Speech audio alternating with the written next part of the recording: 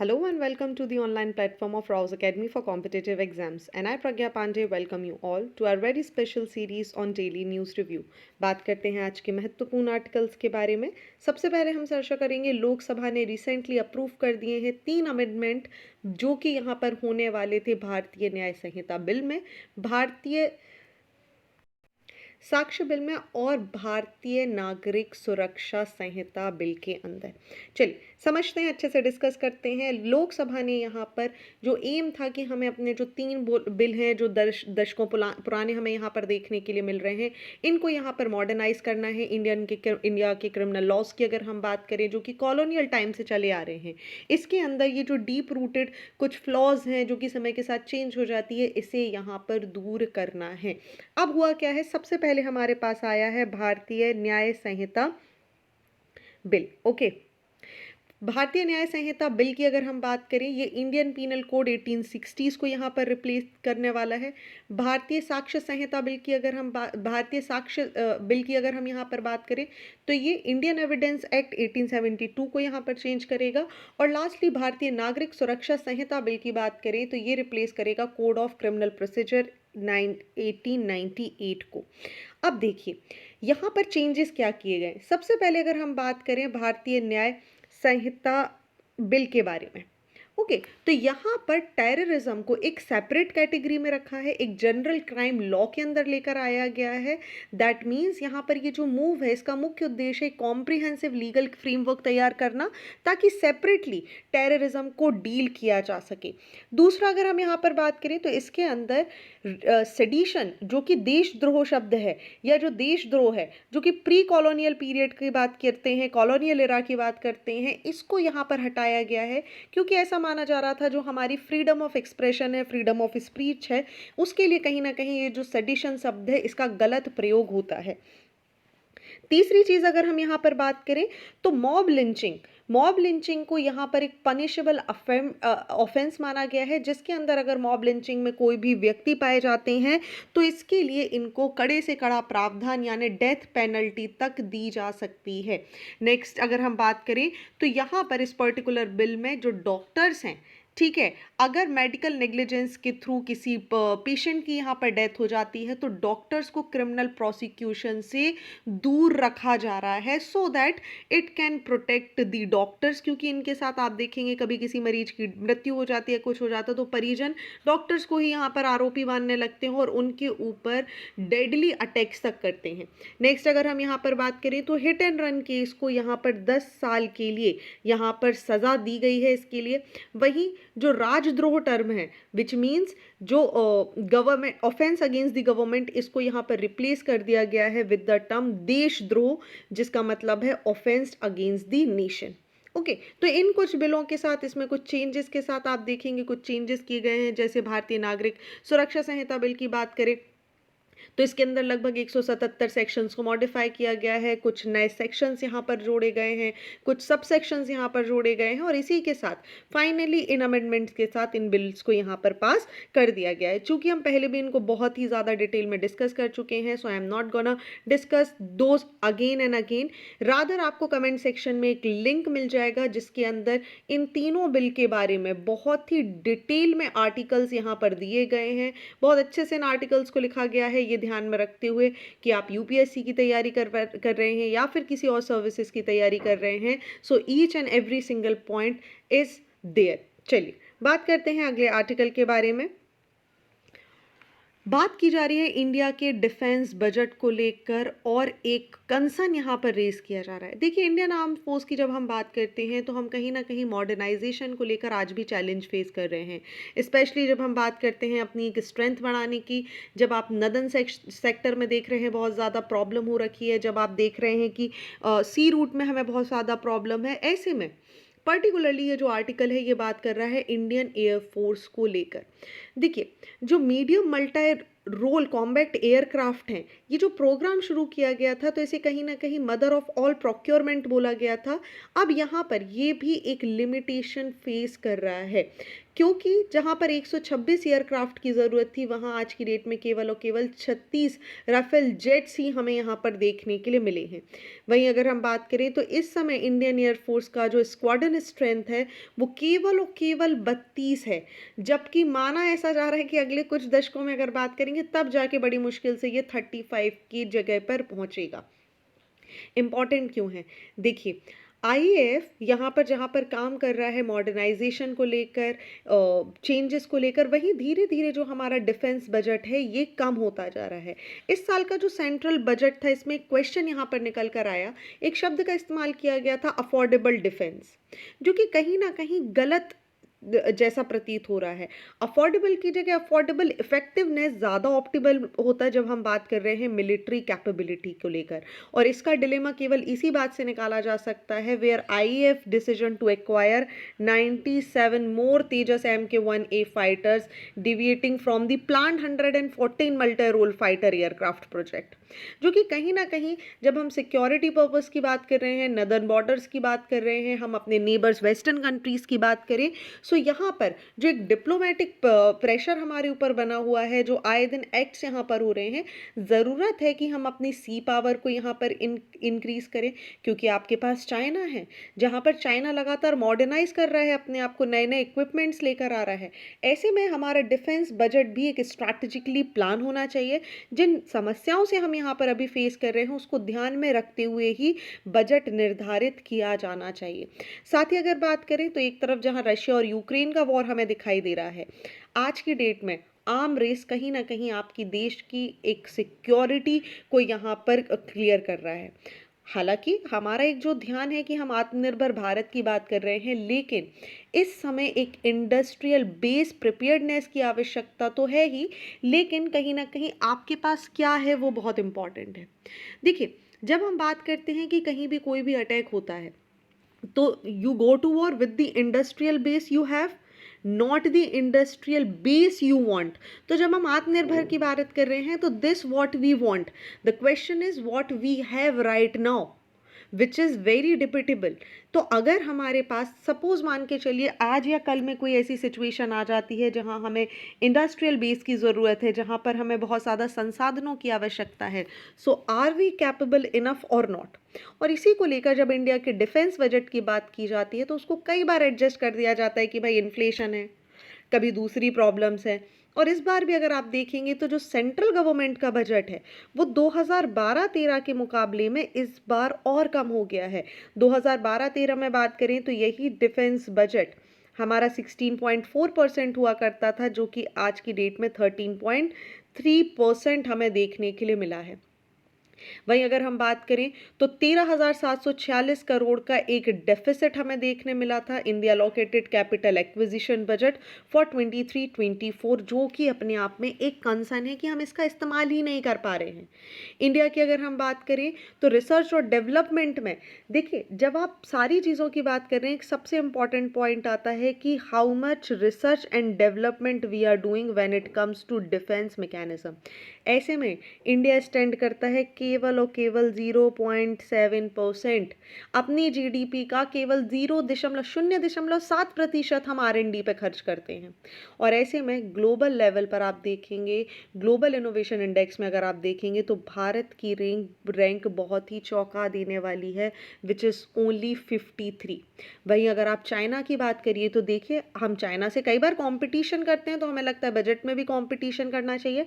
जब हम चाइना की बात करते हैं तो चाइना 421 बिलियन डॉलर यहाँ पर खर्च करता है, जो कि 2022 का डेटा है। दैट मीन्स ये अपनी जीडीपी का लगभग 2.54% केवल और केवल अपनी मिलिट्री के लिए करता है, वो भी only for research and development. जहाँ हम इंडियनाइजेशन की बात कर रहे हैं कि हमें बहुत सारी स्कीम्स हम लेके आए, आपको पता होगा एक हम स्कीम लेकर आए हैं which is the iDEX scheme, जिसका मतलब है innovation for defence excellence and services specific project. इन सभी की बात हमें करना है, लेकिन अगर हम एक लॉन्ग जेस्टेशन पीरियड की बात करें तो इन सारे प्रोजेक्ट्स के लिए हमें एक समय चाहिए, एक पॉलिसी चाहिए, एक प्रॉपर बजट चाहिए, रिसर्च एंड डेवलपमेंट चाहिए। हालांकि हमने 25% का जो सेक्टर है, प्राइवेट सेक्टर को यहाँ पर इन्वॉल्व किया है रिसर्च एंड डेवलपमेंट में, जो कि अपने आप में एक बहुत ही पॉजिटिव इम्पैक्ट है। साथ ही हम ऑर्डिनेंस फैक्ट्रीज बोर्ड की यहाँ पर बात कर रहे हैं। ये सारी चीज़ें अपने आप में एक बहुत अच्छा साइन है कि yes we are doing something. लेकिन जहाँ पर चाइना एक बहुत एग्रेसिवली अपने डिफेंस मैकेनिज्म को तैयार कर रहा है, रीजनल डायनामिक्स को बना रहा है, जब हम बात कर रहे हैं और दूसरे नेबरिंग की, जैसे आप जापान की बात कर लीजिए, वो भी अपने डिफेंस बजट को डबल कर रहा है। साथ ही अपनी आर्मी को आप देखेंगे ताइवान वगैरह के क्षेत्र में यूनाइटेड स्टेट्स यहाँ पर इंक्रीज कर रहे हैं।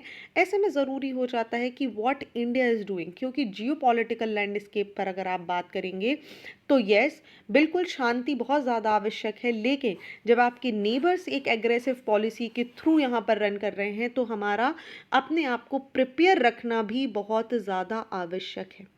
चलिए बात करते हैं IDEX के बारे में कि आखिर ये है क्या। देखिए, इनोवेशन फॉर डिफेंस एक्सीलेंस के बारे में बात करें तो ये एक इनिशिएटिव है जिसे गवर्नमेंट ऑफ इंडिया ने लॉन्च किया था, इस चीज़ को ध्यान में रखते हुए कि हमें इनोवेशन को बढ़ाना है। ठीक है, हमें इंडिजीनियस सॉल्यूशन लाने हैं जब हम बात कर रहे हैं एरोस्पेस सेक्टर्स की या डिफेंस की, सो दैट हमारी जो डिपेंडेंसी है दूसरी कंट्रीज़ पर हम इसे कम से कम कर सकें। यहाँ पर बात की जा रही थी कि हम बहुत सारे स्टार्टअप्स को लेकर आएंगे, माइक्रो स्मॉल और मीडियम इंटरप्राइजेस को यहाँ पर ओपन करेंगे। जो इंडिविजुअल इनोवेटर्स हैं उनके जितने भी उन्होंने जो भी चीज़ें करी हैं उसका उपयोग कर कर हम एक आत्मनिर्भर भारत के रूप में इंडियन आर्म फोर्स को यहाँ पर मोबिलाइज करेंगे। सो आईडेक्स की अगर हम बात करें तो इसको फंड किया जाता है और मैनेज किया जाता है डिफेंस इनोवेशन ऑर्गेनाइजेशन के द्वारा। ठीक है, एक नॉट फॉर प्रॉफिट ऑर्गेनाइजेशन के रूप में आपको देखने मिलेगी under the companies act 2013 section 8। वहीं अगर हम बात करें इसको मजबूती देने के लिए Hindustan aeronautics limited, Bharat electronics limited, ये सारे जो कि हमारे डिफेंस पब्लिक सेक्टर अंडरटेकिंग है, ये इसके फाउंडर मेंबर की तरह काम कर रहे हैं, जहां पर जो भी चीज़ें हैं जिनको बनाना है उसके लिए काम किया जाएगा। इंडिया की बात करें तो आज की डेट में इंडिया एक दुनिया का सबसे बड़ा डिफेंस इक्विपमेंट का इंपोर्टर है, जो कि यहाँ पर अगर हम देखें तो इंडिया लगभग हर साल 220 बिलियन USD यहाँ पर खर्च करता है केवल और केवल अपने आर्म्ड फोर्स को मॉडर्नाइज करने को लेकर। ऐसे में हमें अपने एक इंफ्रास्ट्रक्चर को स्ट्रॉन्ग करने की ज़रूरत है, हमें एक फंक्शनल ऑटोनोमी लानी होगी, साथ ही साथ एक एग्रेसिव फॉर्म में एक पॉलिसी, एक गाइडलाइन यहाँ पर क्रिएट करनी होगी, so that we can create this Atmanirbhar Bharat, as well as we will be very much stronger when it comes to defense allocation. चलिए moving on to the next article of the day, बात की जा रही है what causes inflation in India, demand या supply issue. देखिए एक article publish हुआ है रिजर्व बैंक ऑफ इंडिया के द्वारा उनके दिसंबर बुलेटिन में, और यहाँ पर एक कॉम्प्लेक्स इंटरप्ले देखने के लिए मिल रहा है जब बात आ रही है डिमांड और सप्लाई फैक्टर्स के बारे में। देखिए यूजुअली हम क्या बोलते हैं, जो इन्फ्लेशन होता है कंट्री में ये डोमिनेट किया जाता है by the supply related factors. ठीक है, सप्लाई साइड यहाँ पर हमें यूजुअली इम्पैक्ट देखने के लिए मिल जाता है। अब सप्लाई साइड क्या, देखिए सप्लाई साइड की अगर हम बात करेंगे, अभी मैं आपको समझा दूंगी, खैर एक बार पहले थोड़ा सा समझ लेते हैं अच्छा आर्टिकल क्या बोल रहा है। लेकिन आर्टिकल यहाँ पर बात कर रहा है कि रशिया यूक्रेन की कॉन्फ्लिक्ट के बाद अगर हम बात करें, जो जब डिमांड फैक्टर्स ने यहाँ पर बहुत इम्पॉर्टेंट रोल प्ले किया है, एक सिग्निफिकेंट रोल प्ले किया है, ऐसे में जो हमारा इन्फ्लेशन है ये भी चेंज हो गया है। अब देखिए इन्फ्लुएंस की अगर हम बात करें तो पैंडेमिक या लॉकडाउन के दौरान कहीं ना कहीं हमारा प्रोडक्शन यहाँ पर डिक्लाइन हुआ था, जिसकी वजह से हमारी डिमांड भी यहाँ पर डिक्लाइन हुई थी, जिसकी वजह से जो इकोनॉमिक ग्रोथ है ये कम हो गई थी। ये फेस एक कहीं ना कहीं डिक्रीज देखने मिला कमोडिटी के प्राइस में, और क्योंकि यहाँ पर जब प्राइस कम हुई है बिकॉज यहाँ पर डिमांड भी नहीं थी। हालांकि जैसे जैसे हमारी इकोनॉमी यहाँ पर रीओपन होना स्टार्ट हुई, एक डिस्ट्रीब्यूशन जैसे वैकेंसीज का शुरू हुआ या दूसरी चीज़ों का यहाँ पर शुरू हुआ, डिमांड रिकवर होने लगी मोर रैपिडली देन दी सप्लाई। डिमांड इतनी ज़्यादा बढ़ गई कि इससे इतना सप्लाई मैनेज करने में इशू होने लगा, और इसकी वजह से एक इम्बैलेंस की सिचुएशन हमें यहाँ पर देखने के लिए मिल गई। ओके, और यही इम्बैलेंस की सिचुएशन हमें एक बहुत बड़ा इशू क्रिएट करती है। तो ये तो हुआ पहला इशू। दूसरा इशू क्रिएट हुआ यूक्रेन और रशिया की वॉर के कारण। इस कॉन्फ्लिक्ट की वजह से जो सप्लाई चेन है ये यहाँ पर एक प्रॉब्लम फेस कर गया, जहाँ पर प्राइस प्रेशर इंक्रीज हुआ। सप्लाई चेन की अगर हम बात करेंगे तो इन चैलेंजेस की वजह से एक कमोडिटी प्राइस प्रेशर यहाँ पर इंक्रीज हो गया, और यहीं पर कुछ अप्रोचेस ली गई। Indian economy consumer expenditure data का इस्तेमाल किया गया ये समझने के लिए कि भाई ये जो इन्फ्लेशन इंडिया में हो रहा है ये प्राइमरली सप्लाई साइड की वजह से देखने मिल रहा है या डिमांड साइड फैक्टर्स की वजह से देखने के लिए मिल रहा है। अब चूंकि जिन भी बच्चों को ये नहीं पता है डिमांड साइड इन्फ्लेशन क्या होता है, सप्लाई साइड क्या होता है, तो समझ लीजिए पहले जब हम इन्फ्लेशन की बात करते हैं तो इसका मतलब ऐसा समझ लीजिए sustain in the general price level of any goods and services in an economy over a period of time. That means अगर हम बात करें तो आप 1970 में कोई भी वस्तु है या कोई भी चीज़ है जिसे आप एक पर्टिकुलर प्राइस में खरीद सकते थे। फॉर एग्जांपल 1970, मैं बात करती हूँ 1970 से लेके 2022 में। ओके, दैट मीन्स यहाँ पर एक जो प्राइस कॉफ़ी, फॉर एग्जाम्पल आप एक कॉफ़ी खरीद रहे हैं, ठीक है, कॉफ़ी का कप वही है, कॉफ़ी भी वही आ रही है, लेकिन यहाँ पर आप $0.25 में से खरीद सकते थे, वहीं आज आप इस कॉफ़ी को खरीद पा रहे हैं $1 में। सो दैट मीन्स कॉफ़ी का कप वही है, लेकिन ये जो प्राइस इंक्रीज हुआ है इसी को हम बोल देते हैं इन्फ्लेशन। अब बात करते हैं डिमांड साइड इन्फ्लेशन की। डिमांड साइड इन्फ्लेशन यूजुअली तब होता है जब ओवरऑल जो डिमांड है किसी भी गुड या सर्विसेज की वो यहाँ पर उसकी प्रोडक्टिव कैपेसिटी से ज़्यादा हो जाए। इसकी वजह से होता क्या है, जो बिजनेस हो जाते हैं ये इस ऊंची डिमांड को फुलफिल करने से नहीं कर पाते। अब एक क्वेश्चन आता है कि भाई आखिर ये डिमांड बढ़ती कब है, तो देखिए इसके कुछ कारण हो सकते हैं। पहला कि भाई जो कंज्यूमर का स्पेंडिंग कैपेसिटी है, आप कोई भी चीज़ कब डिमांड करेंगे, जब आपके पास पैसे होंगे, जब आपको पता होगा कि यू कैन अफोर्ड इट, तो इसकी वजह से हो सकता है। दूसरा अगर हम बात करें तो गवर्नमेंट के एक्सपेंडिचर अगर बढ़ जाते हैं specially on the public goods या सर्विसेज, इसकी वजह से भी यूजुअली क्या होता है कि डिमांड इंक्रीज हो जाती है।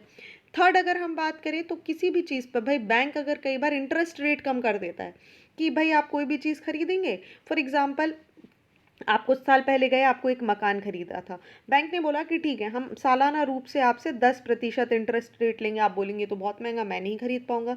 वहीं आप आज मकान लेने गए और बैंक ने बोला कि ठीक है मैं आपसे केवल और केवल 4% इंटरेस्ट रेट लूंगा। Now what will happen, the interest rate is lower, so it can also stimulate borrowing and spending, which can contribute to increasing demand and the potential inflation also. और लास्टली अगर हम बात करें तो कहीं ना कहीं एक पॉजिटिव सेंटिमेंट्स हमें देखने मिलता है among the consumers and business, जिसकी वजह से भी हायर स्पेंडिंग होती है और फ्यूचर में डिमांड साइड इन्फ्लेशन बढ़ जाता है। चलिए इसी के साथ अगर हम बात करें so what is supply side. देखिए दूसरी तरफ जब हम सप्लाई साइड की बात करते हैं तो यहाँ पर प्रोडक्शन और जो supply of goods and services है यहाँ पर इम्पैक्ट होता है। So basically it occurs when the economy ability to produce good and services is constraint, जिसकी वजह से भाई डिमांड तो हो रही है लेकिन सप्लाई यहाँ पर फुलफिल नहीं हो पाएगी।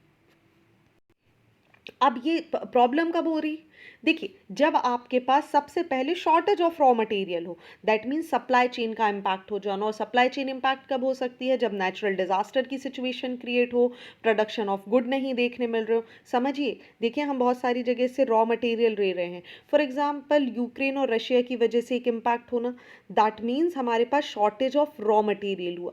दूसरा इंक्रीजिंग प्रोडक्शन कॉस्ट, कई बार देखिए जो लेबर प्राइजेज हैं, एनर्जी का पैसा बढ़ गया, रॉ मटेरियल के पैसे बढ़ गए, ठीक है, ऐसे में बहुत सारे कस्टम ड्यूटीज देनी है, अलग अलग टैक्स पे करनी है, लेबर चार्जेस हैं, एटसेट्रा एटसेट्रा, प्रोडक्शन कॉस्ट बढ़ेगी और उसकी वजह से भी आपका सप्लाई साइड यहाँ पर जो फाइनल प्रोडक्ट आपके पास आएगा वो महंगा देखने मिलेगा।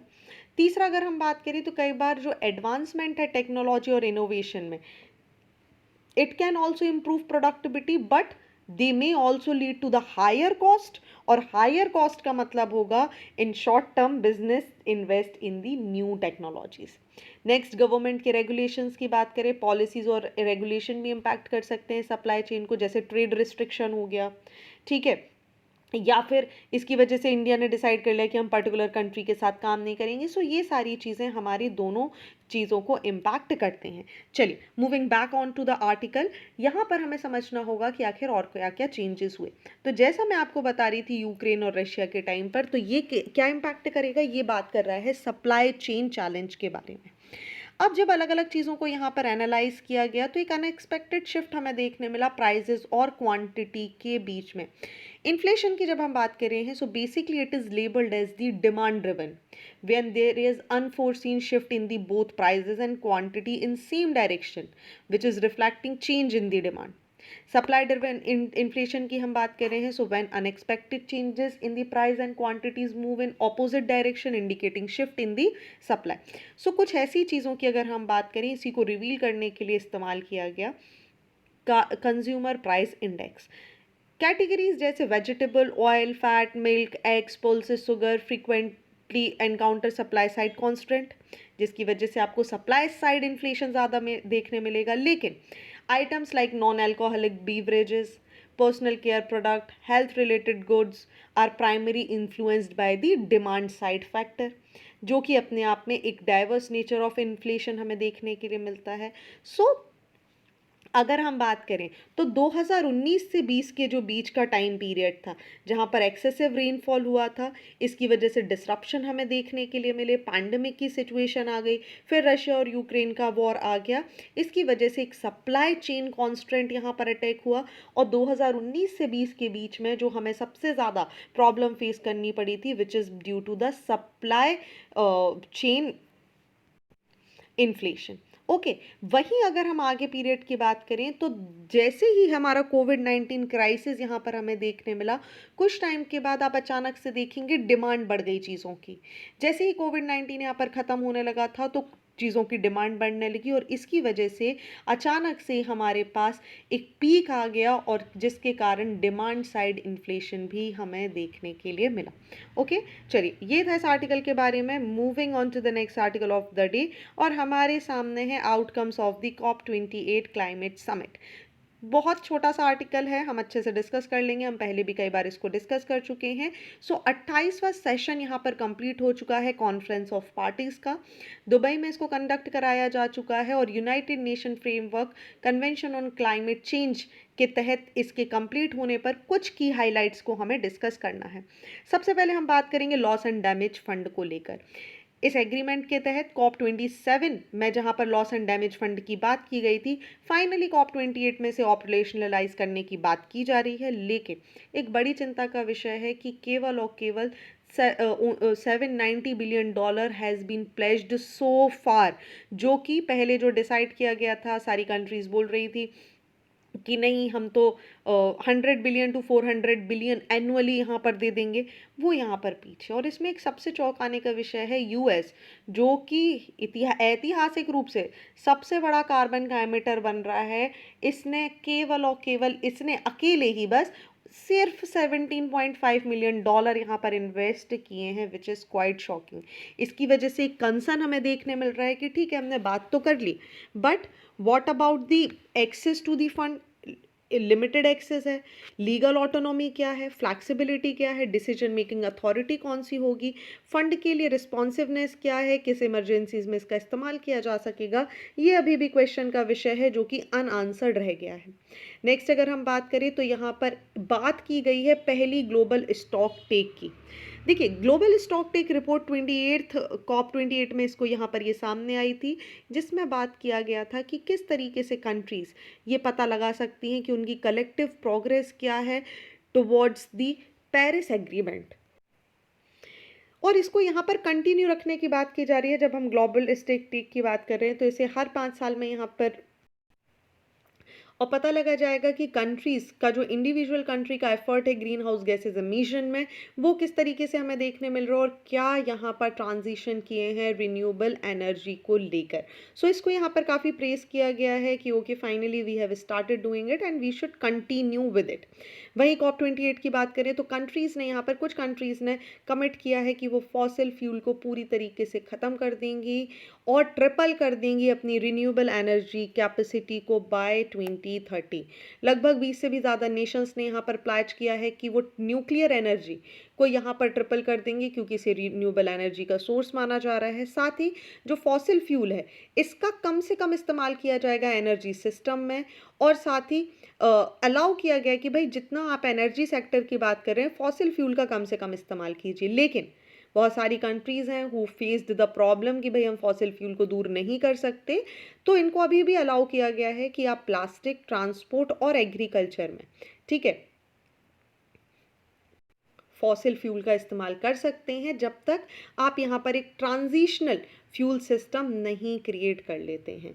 ओके, नेक्स्ट अगर हम बात करें तो एक एक्सेलरेट क्लाइमेट मिटिगेशन की यहाँ पर बात की जा रही है ताकि बहुत सारी टेक्नोलॉजीज जैसे कार्बन कैप्चर एंड स्टोरेज की अगर बात करें या कार्बन रिमूवल की बात करें तो इनको भी एड्रेस किया गया है। अब चैलेंजेस क्या हैं या कंसर्न क्या हैं, तो देखिए हमें एक बहुत ही कॉम्प्रिहेंसिव अप्रोच की ज़रूरत है। जिस तरीके से क्लाइमेट चेंजेस हो रहे हैं ऐसे में केवल बातें करना ही काफ़ी नहीं है, साथ ही लॉस एंड डैमेज फंड को लेकर भी यहाँ पर बहुत ज़्यादा इश्यूज देखने के लिए मिल रहे हैं।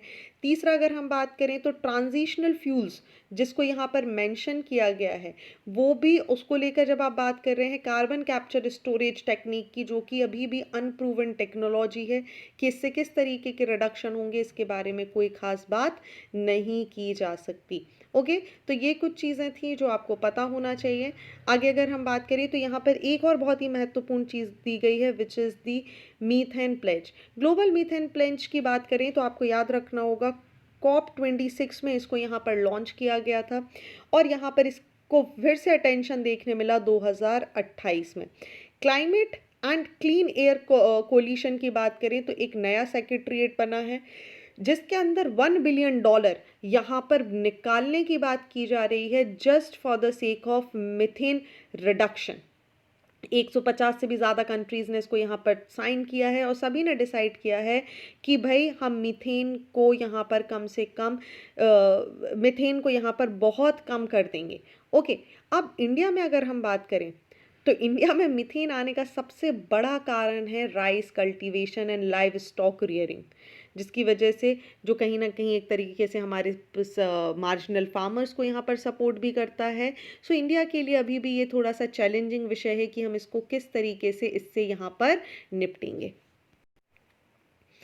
चलिए, एक और यहाँ पर एक बहुत अच्छी चीज़ आपको समझनी होगी। यूएई ने एक चीज़ यहाँ पर डिक्लेरेशन करी थी क्लाइमेट एंड हेल्थ, जिसको 123 कंट्रीज़ ने साइन किया था। Commit $1 billion collectively to address climate and health impact, but India ने इस डिक्लेरेशन को साइन नहीं किया है। They cites concern that reducing green house gas emission in the health sector might compromise health care infrastructure of India, क्योंकि अभी इस समय कंट्री अपने एक ongoing health care infrastructure की तरफ है। हम बाकी कंट्रीज़ की तरह इतने बड़े नहीं हैं कि हमारे पास एक सेटअप हो हेल्थ केयर सिस्टम का। ऐसे में अगर हम डिसाइड करेंगे कि नहीं हम तो बिल्कुल ज़ीरो कार्बन इमिशन करेंगे या ग्रीन हाउस गैसेस का इमिशन नहीं करेंगे, which is not possible for us, and that is why India took a good stand for itself कि no we can't go with it.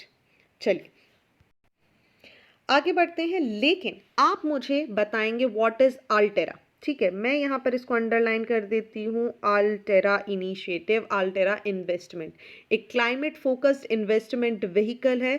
You are going to tell me in the comment section what is it and how countries are going to use it.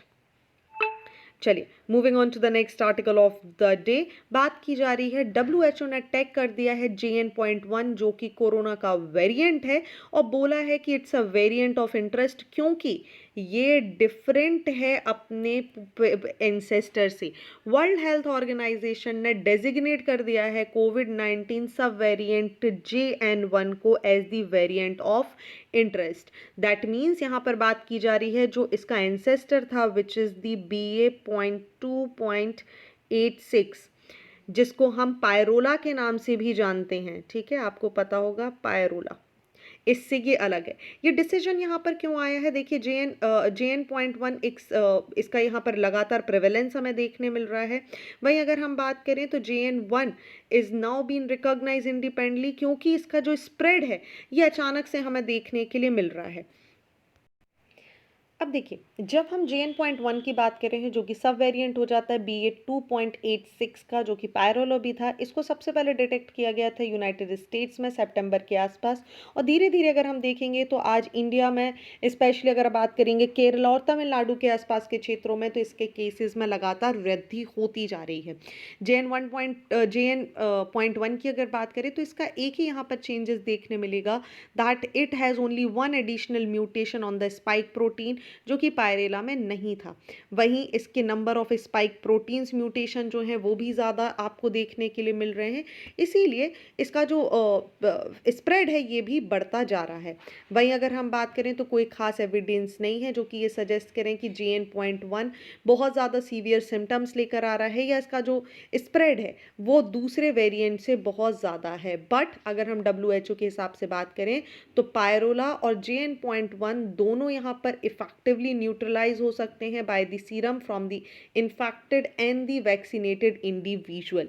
हालांकि जिस तरीके से cases यहाँ पर बढ़ रहे हैं USA, यूरोप, सिंगापुर और चाइना में, ऐसे में लेकर WHO ने बहुत सारी गाइडलाइंस जारी की हैं कि हमें इसके लिए तैयार रहना होगा, because these are the virus, और इनका एक सडन स्पाइक हमें देखने के लिए मिल सकता है।